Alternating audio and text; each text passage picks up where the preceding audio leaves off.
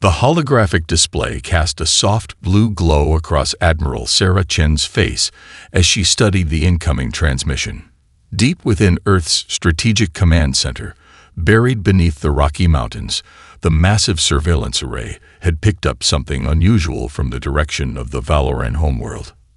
"Ma'am, the signal's encrypted using the emergency protocols we established with the Valoran High Council," Lieutenant Rodriguez reported, his fingers dancing across the crystalline interface. "But something's wrong with the signature. It's fragmented, like it's being actively jammed." Chen leaned forward, her weathered features tightening. The Valorans were Earth's first true allies in the galactic community, the ones who'd reached out when humanity was still taking its first tentative steps into interstellar space. Their crystalline ships had appeared in Earth's orbit 15 years ago, offering friendship instead of demands, sharing knowledge instead of imposing restrictions. "Break through that interference," she ordered. "Priority override. Chen 7 Delta." The holographic display flickered, resolving into a scattered pattern of light that slowly coalesced into a familiar crystalline form. Ambassador Kilara's usually pristine crystalline structure was cracked, with visible fragments missing from their communication matrix. "Earth Command, please." The translation software struggled to keep up with the deteriorating signal. "The Galactic Council. They'd branded us as developmentally insufficient. Their ships entered our orbit 6 hours ago. They're destroying our archive spires, our history, our people." The transmission cut out for a moment, then returned with a burst of static. "They claim we failed to progress according to their approved evolutionary patterns. Please, we helped you because we saw your potential, saw past their prejudices. Now we need—" The signal died in a burst of interference. Chen's jaw clenched as she watched real-time sensor feeds from Earth's deep space monitoring network. Massive energy signatures bloomed across the Valoran homeworld's night side. Orbital strikes. Each flash represented another piece of 10,000 years of Valoran civilization being systematically erased. "Get me confirmation on those energy signatures," Chen barked. "And someone find out why our defense treaty alerts didn't trigger earlier." Junior officers scrambled to comply as more data flooded in. The answers painted an even darker picture. The Galactic Council had spent months positioning their forces, hiding them in the electromagnetic shadow of Valoran's third moon. They'd struck with surgical precision, taking out the planet's long-range communication arrays in the first wave. "Admiral," Rodriguez called out, his voice tight. "We're picking up Council transmissions. They're calling it a cultural reorganization initiative. They've declared the Valorans evolutionarily stagnant and are forcibly restructuring their society." Chen's hand clenched into a fist as she remembered her first meeting with the Valorans.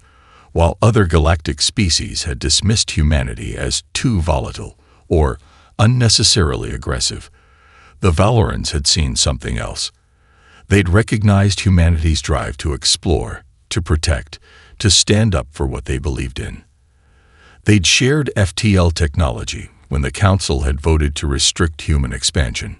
"Get me a secure line to the UN Security Council," Chen ordered, her voice steady despite the anger burning in her chest.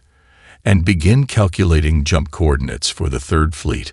I want every combat-ready ship on standby." As her staff rushed to comply, Chen studied the tactical display. The Galactic Council commanded forces from 1,000 worlds, with technology centuries ahead of Earth's current capabilities. They'd stood unopposed for 10 millennia, shaping the galaxy according to their vision of proper development. But they'd made a crucial mistake. They'd attacked humanity's friends, the ones who'd believed in Earth when no one else would. Now they would learn why the Valorans had seen such potential in humanity's volatile nature. "Ma'am," Rodriguez said quietly, "the Security Council is standing by." Chen squared her shoulders, facing the communication array, patched them through.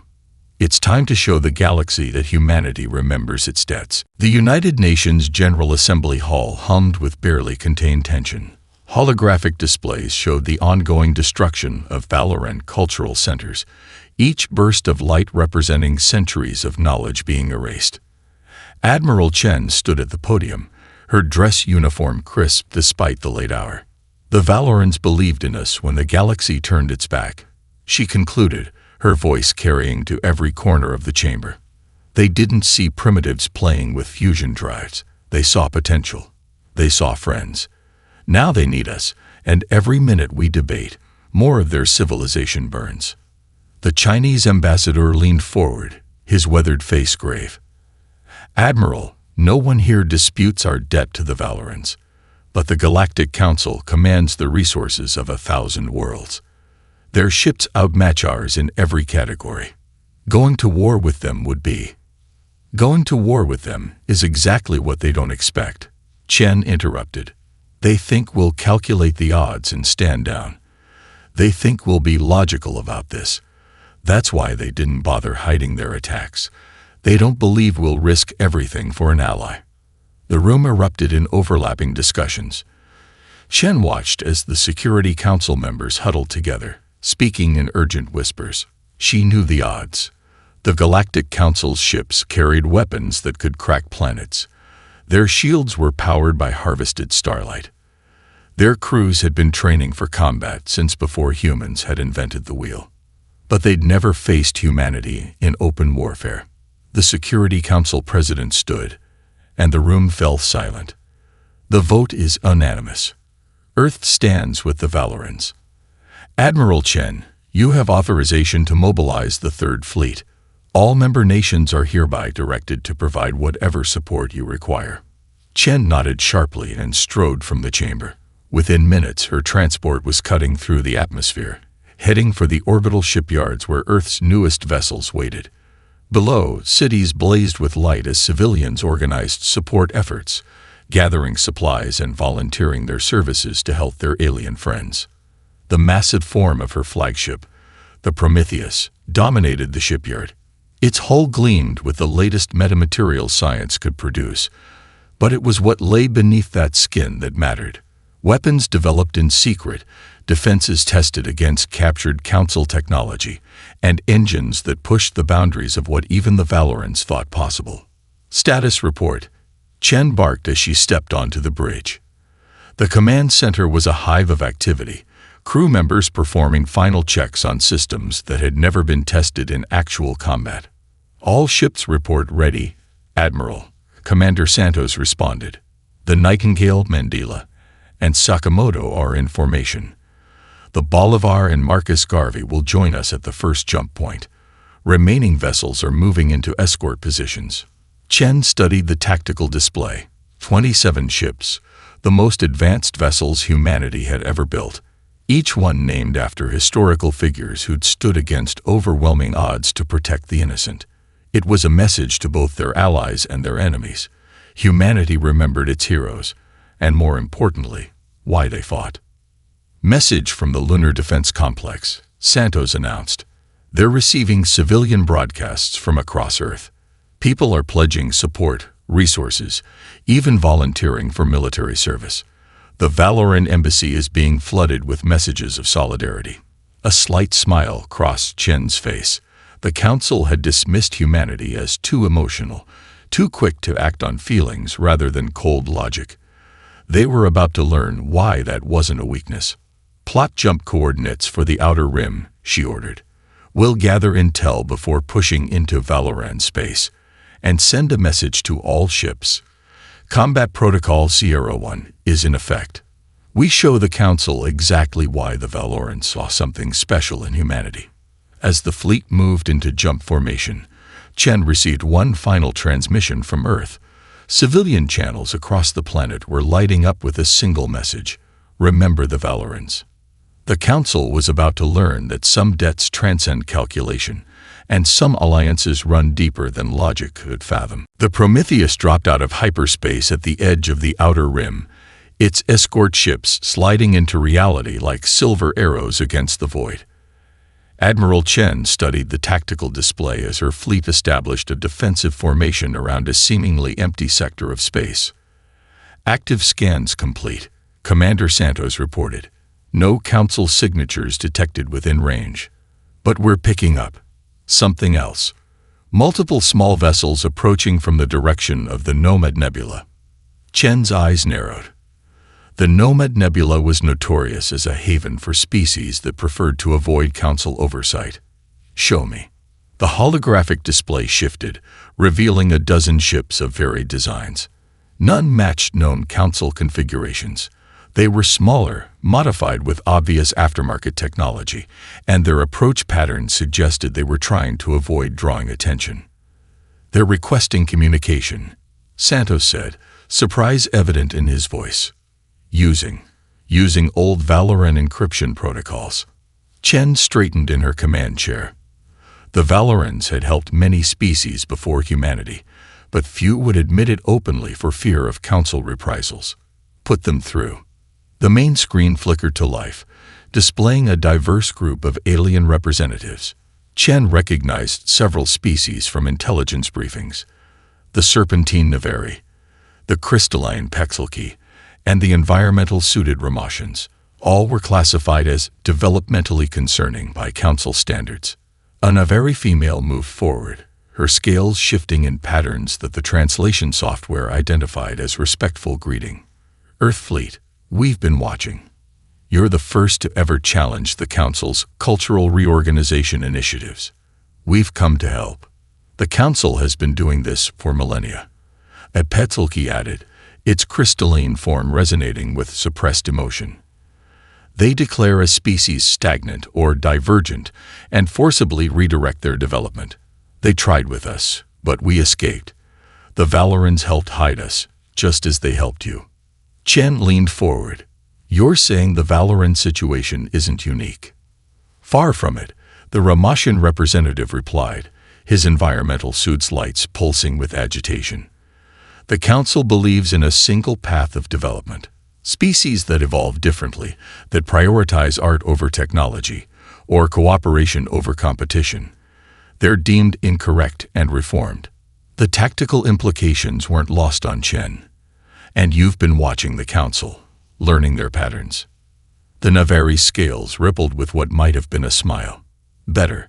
We've been actively working against them. Small acts of sabotage, gathered intelligence, hidden technology development.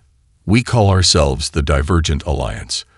The Council dismisses us as primitive rebels, but we've prepared for centuries, waiting for a species strong enough to challenge them openly."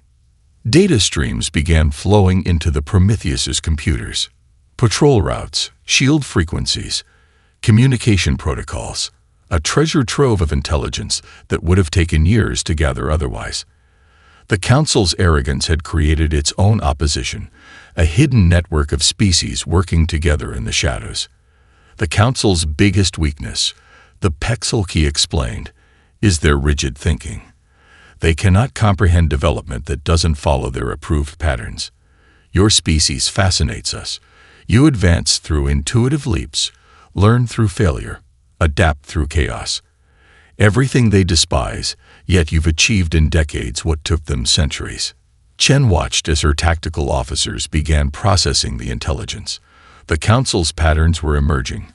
Predictable patrol routes, standardized response protocols, inflexible command structures.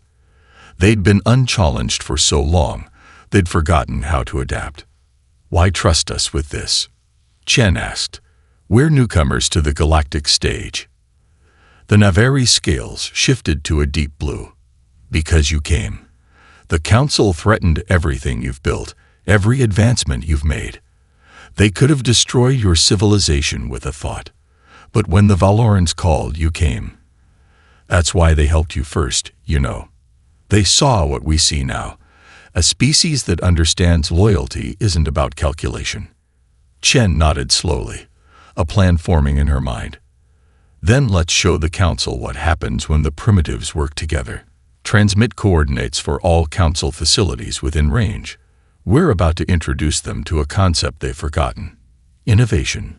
The revolution was about to begin, and it would start not with a grand battle, but with the quiet collaboration of those the Council had dismissed as unworthy. The Valoran colony of Haven lived up to its name. Crystal spires rose from the surface like frozen waterfalls, their faceted surfaces refracting the light of 3 moons. Now those same crystals reflected the harsh glare of Council warships in orbit, their elegant forms holding position above the planet's largest settlement. Analysis. Admiral Chen commanded as the Earth fleet emerged from hyperspace at the system's edge. 5 Council warships of the Illuminator class, Commander Santos reported. Shield signatures at maximum. They're using standard orbital positioning for planetary bombardment. Ground-based defenses appear to be offline. Chen studied the tactical display. The Council ships were beautiful, their crystalline hulls engineered to channel energy weapons with perfect efficiency. They represented 10,000 years of refined technology, optimized for combat against equally advanced opponents. Message from the surface, Santos announced. Valoran resistance fighters. They gathered 3,000 civilians in the deep crystal chambers. Council forces are methodically destroying their data archives and cultural centers. Chen's jaw tightened. Signal the fleet. Battle Plan Echo 3. Let's show them how primitives fight. The Earth fleet split into 3 groups, each approaching from a different vector. The Council ships responded exactly as the intelligence suggested they would, shifting into a defensive hemisphere, their energy shields brightening as they prepared to repel energy weapon attacks. They're broadcasting, Admiral, Santos said, a slight smile playing at his lips. They're demanding our surrender, citing their technological superiority, and suggesting we lack the capability to challenge their defenses. Respond with action package soon, Chen ordered. Across the Earth fleet, weapon ports opened. But instead of the expected energy projectors, simple tubes extended from the hulls. The Council ships held position, their sensors likely confused by what they were detecting. Mass drivers locked, the weapons officer reported. Tungsten carbide penetrators loaded. Gravitational accelerators at full power. Chen allowed herself a small smile. Fire. The space between the fleets lit up, but not with energy beams. Thousands of solid metal projectiles, accelerated to relativistic speeds by gravity manipulation technology, crossed the distance in milliseconds. The Council ships' energy shields, designed to deflect and absorb directed energy weapons, proved tragically ineffective against simple kinetic impacts. The first salvo struck home. Council shields flared and failed as hypersonic projectiles tore through their elegant hulls. 2 ships lost containment immediately, their crystalline forms shattering into space. A third spun out of control, its propulsion crystals shattered. They're adjusting shields, Santos reported, attempting to compensate for kinetic impacts. Launch interceptors, Chen ordered. Show them another human innovation. Smaller craft poured from the Earth ship's hangars. Instead of engaging directly, they began deploying clouds of metallic chaff. Another primitive technology that played havoc with the Council ships' sophisticated sensors. The remaining Council vessels attempted to coordinate a response, but their rigid command structure wasn't designed for this type of combat. Their protocols assumed enemy ships would maintain distance and engage in energy weapon duels. Instead, Earth's fleet closed to point-blank range, firing their mass drivers with devastating accuracy. Council flagship is signaling surrender, Santos announced after another devastating barrage. The remaining ships are powering down weapons. Chen nodded. Secure their vessels, and get me a channel to the surface. The main screen activated, showing the interior of Haven's central crystal chamber. Hundreds of Valorans had gathered, their crystalline forms reflecting the light of emergency power sources. As Chen's image appeared, a ripple of light passed through their gathered forms, the Valoran equivalent of applause. The skies are clear, Chen announced. Haven is free. The crystal chamber erupted in cascading light patterns, but Chen's attention was drawn to a small group of Council officers being led onto her bridge, their ornate uniforms now wrinkled and stained. Impossible, one of them muttered, staring at the tactical display showing their destroyed ships. Your technology is inferior. Your weapons are primitive. Your tactics are effective. Chen finished. You've spent so long perfecting one way of warfare, you've forgotten there are other paths to victory. Earth remembers something you've forgotten. Sometimes the simplest solution is the best one. As rescue ships descended to Haven's surface, Chen knew this was just the beginning. The Council would respond with overwhelming force once word reached them, but now they had a victory to rally around. Proof that humanity's primitive warfare could triumph over ancient technology. The galaxy was about to learn why adaptability trumped perfection every time. Deep within Haven's crystalline research complex, Dr. Emily Zhang watched in fascination as a Valoran crystal shaper manipulated a lattice of light. The aliens' fractal form shifted through patterns of blue and gold as they worked, their crystalline manipulators adjusting the structure at the quantum level. "The resonance patterns are stabilizing," she reported, checking her instruments. "The crystal matrix is accepting the gravitational modifications. We might actually pull this off." The victory at Haven had bought them time, but everyone knew the Council would return with overwhelming force. That made the work happening in this laboratory crucial to humanity's survival and the freedom of countless oppressed species. Admiral Chen stood at the back of the lab, watching teams of human scientists and Valoran crystal shapers work in perfect synchronization. "Walk me through it, Doctor. What exactly are we looking at?" Zhang gestured to the floating crystal matrix. "The Valorans have been working with crystal technology for millennia, achieving things we barely understand. But they never thought to combine it with our gravitational manipulation systems because the Council had declared such technology primitive and unworthy of study." The crystal shaper, who had adopted the name Harmony, chimed in with a resonating tone that the translators converted to speech. "Your species sees possibilities where we saw limitations. You ask why not where we were taught to accept because it is." On the main display, a simulation showed their latest creation in action. Crystal matrices, engineered to respond to gravitational fields, could now be used to create temporary spatial distortions. The applications for both defense and offense were staggering. Commander Santos reports the first field tests are successful, Chen noted, reviewing data on her tablet. The Council's ships rely heavily on precision targeting for their energy weapons. These distortion fields are playing havoc with their targeting systems. Zhang nodded excitedly. "That's just the beginning. We're also working on using the crystals to enhance our mass driver technology. By creating microgravity corridors, we can accelerate projectiles to even higher velocities while using less energy." In another section of the lab, human programmers worked alongside Valoran data architects, combining Earth's aggressive cyber warfare techniques with the Valoran's crystalline computing systems. The Council's networks, designed to resist sophisticated hacking attempts, were proving vulnerable to simple brute force attacks wrapped in crystalline data packets. "Latest simulation complete," a young lieutenant announced. The hybrid system successfully penetrated Council security protocols in under 3 minutes. They never expected anyone to use quantum crystalline computing to deliver what amounts to a primitive battering ram. Chen allowed herself a small smile. The Council's biggest weakness was becoming clear. They had optimized their technology and tactics for fighting enemies like themselves. Every advance they made assumed their opponents would follow the same technological path they had. Message from the Prometheus. "Admiral," Santos called over the comm. "Our hit-and-run strikes against Council supply lines are showing results. They're being forced to split their forces to protect their logistics chain. The Divergent Alliance reports increased rebel activity in 3 sectors."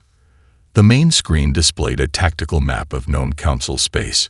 Red indicators showed successful strikes against their infrastructure, while blue markers indicated rebel uprisings. The Council's rigid command structure was struggling to adapt to simultaneous threats across multiple sectors. "They're still following standard response protocols," Chen observed, moving their forces in predictable patterns, trying to establish a containment zone. They can't accept that their carefully planned strategies aren't working. Zhang turned from her crystal matrix, her eyes bright with possibility. "That's what makes this collaboration so powerful, Admiral. We're not just combining technologies. We're combining ways of thinking. The Valorans understand the fundamental sciences better than we ever could, but we see applications they never imagined. Harmony's crystalline form pulsed with agreement. Your species' greatest strength is not your technology or your tactics. It is your ability to look at the established order and ask, what if we tried something else? That is why the Council fears you. That is why they will fail. Chen studied the tactical display, watching as another Council supply convoy fell to human Valoran hybrid weapons. Then let's give them something new to fear. Doctor, how soon can we implement these upgrades across the fleet? The revolution was about to enter its next phase, and the Council would learn that true innovation comes not from perfecting the old, but from daring to try the new. The Council's Grand Admiral Vexer stood on the bridge of the supercarrier Eternal Light, watching as his armada prepared to enter the Sol system. 300 ships of the line, each carrying enough firepower to reduce a continent to ash. The largest fleet assembled in a millennium, gathered to crush one upstart species. Final tactical analysis complete, his executive officer reported. Earth's defensive capabilities are primitive by our standards. Their orbital installations use basic kinetic weapons and nuclear deterrence, nothing that can threaten our advanced shields. Vexer's crystalline face shifted in what passed for a smile among his species. Then let us show these humans the price of defying the natural order. Execute jump sequence. The Council fleet erupted into real space at the edge of the Sol system, their sensors immediately scanning for Earth's defensive fleet. Instead, they found emptiness. The orbital installations around Earth appeared minimal, with only basic defensive satellites visible. Strange, the executive officer noted. Our intelligence suggested they would have substantial forces protecting their homeworld. Perhaps they committed everything to their foolish crusade to protect the Valorans.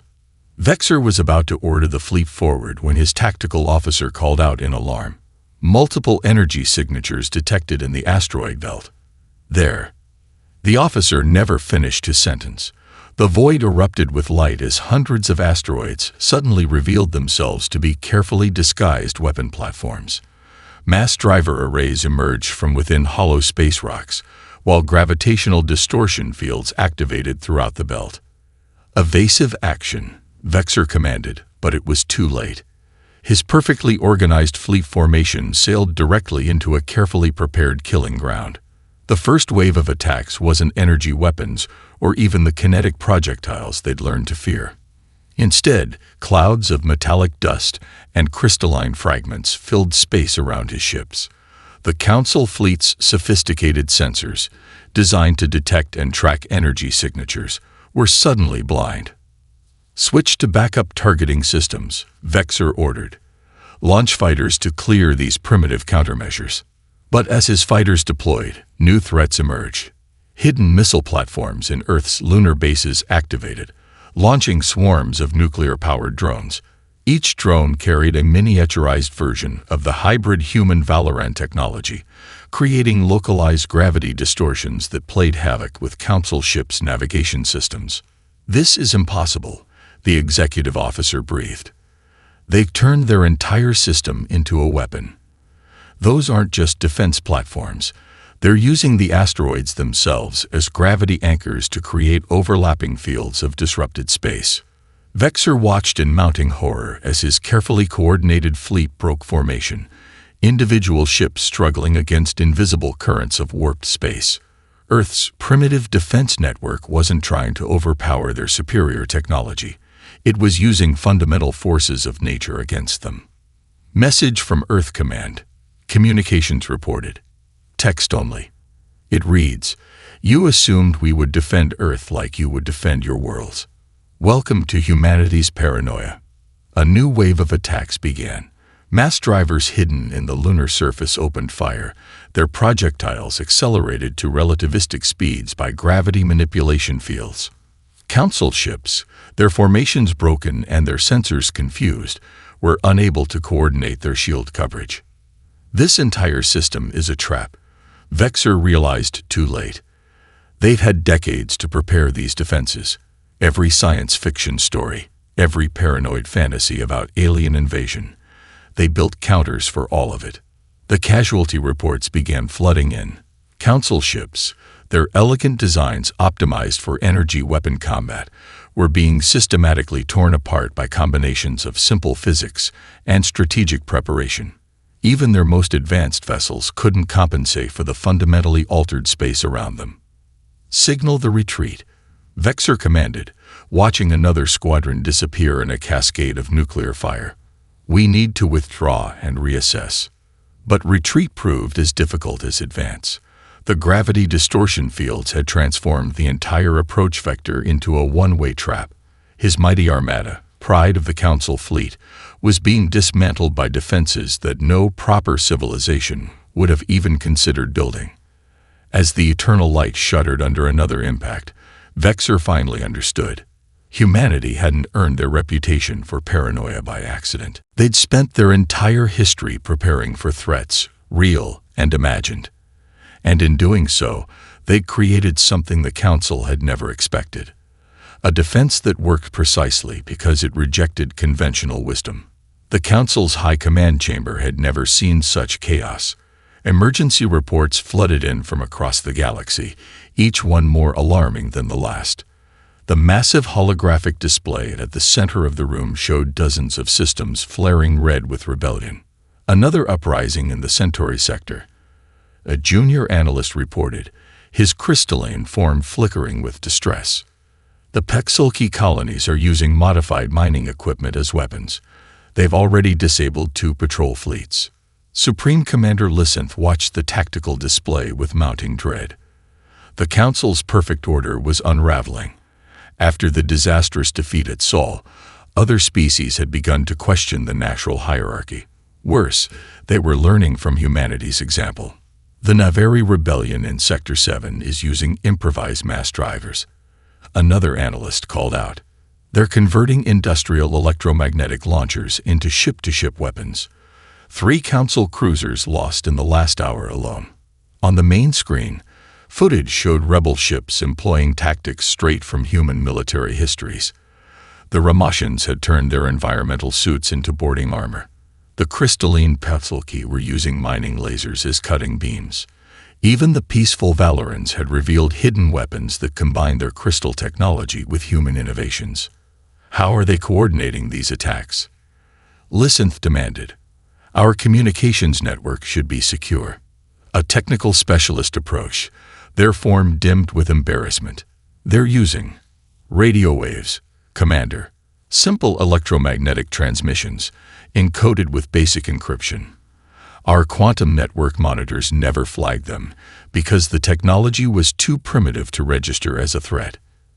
In the Prometheus's command center, Admiral Chen watched similar tactical displays with growing satisfaction.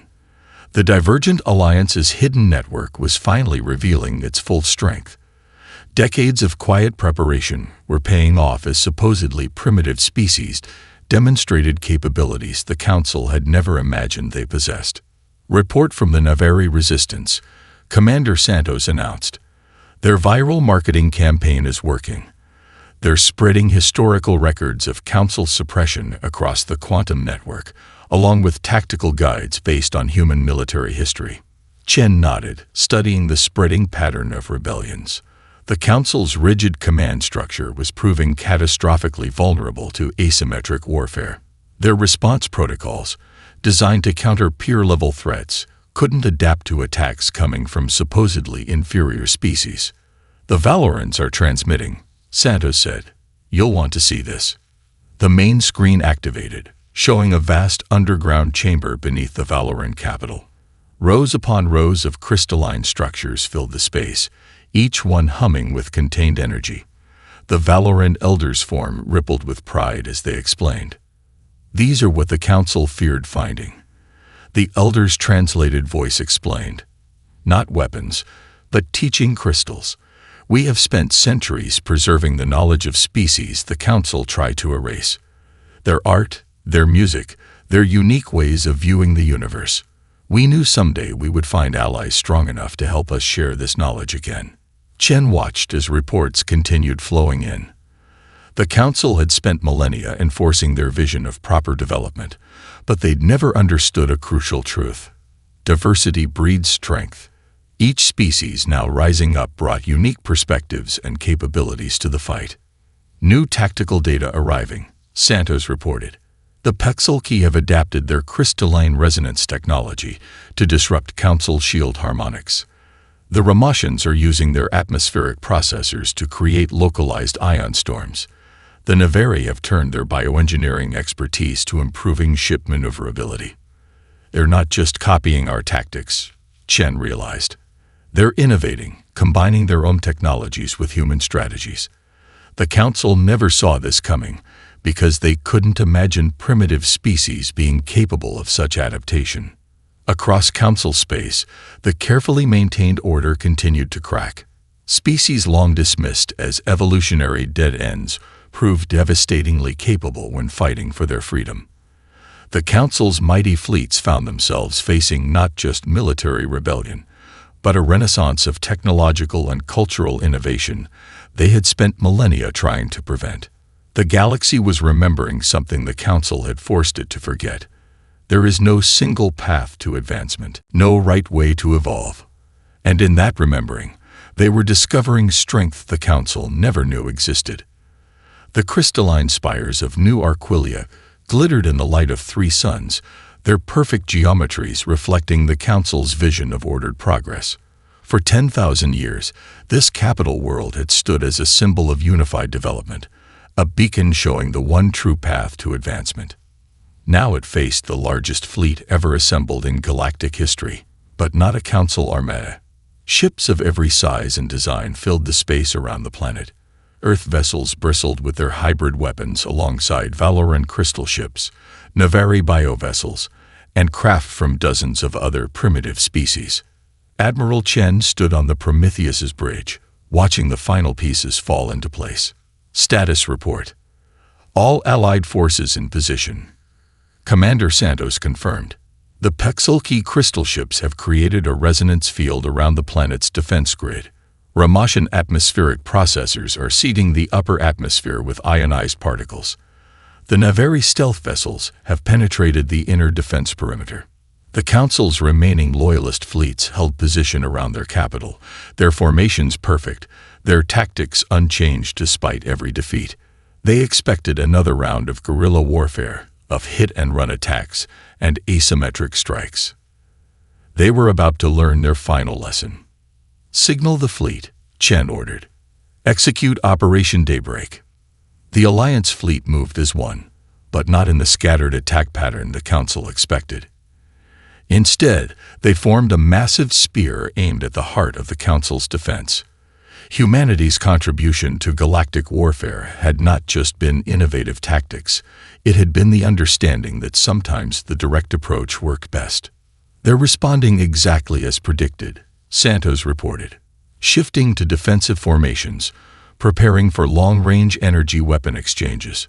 The Council fleet's energy weapons opened fire, their beams precise and coordinated, but they met prepared defenses. Valoran crystal matrices redirected energy attacks.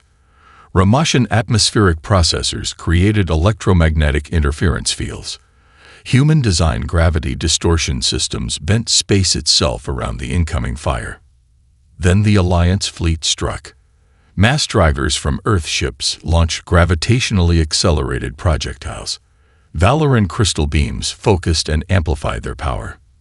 Navari bioships released clouds of microscopic organisms that consumed energy signatures. Pexilki resonators disrupted shield harmonics at the quantum level.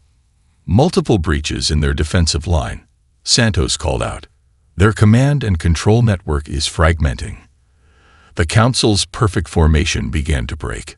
Their ships, designed to fight battles of precision and coordination, found themselves facing weapons and tactics they had dismissed as unworthy of study. Each species in the Alliance brought their unique perspectives and technologies to bear, creating a symphony of destruction that no single approach could have achieved. On New Arquilia's surface, the Council's high command watched in disbelief as their orbital defenses crumbled. Their carefully maintained order, Their vision of proper development was being dismantled by the very species they had dismissed as evolutionary dead ends. They're signaling surrender, Santos announced. The High Command is requesting terms. Chen nodded. Put them through. The main screen activated, showing the Council's Supreme Commander. Their crystalline form was dimmed with defeat. How did inferior technologies, primitive strategies, overcome 10,000 years of perfected development? Because there is no perfect development, Chen replied. The universe is too vast, too diverse for a single path to advancement. True strength comes from embracing different approaches, from learning from each other rather than enforcing a single vision. As Alliance ships began landing on New Arquilia's surface, Chen watched the tactical display shift from combat positions to peacekeeping assignments. Representatives from every member species would help establish the new governance structure, ensuring no single vision would dominate again. The Valoran archives are being transferred to the surface, Santos reported. All the preserved knowledge, art, and culture of the species the Council tried to reshape, it's being restored. Chen smiled. Ensure it's shared freely. The galaxy needs to remember that progress isn't about reaching the same destination. It's about celebrating the different paths we take to get there. The sons of New Arquilia set on the old order, but they would rise on something new. A galaxy where diversity was strength, where innovation came from collaboration, and where every species was free to find their own way forward among the stars.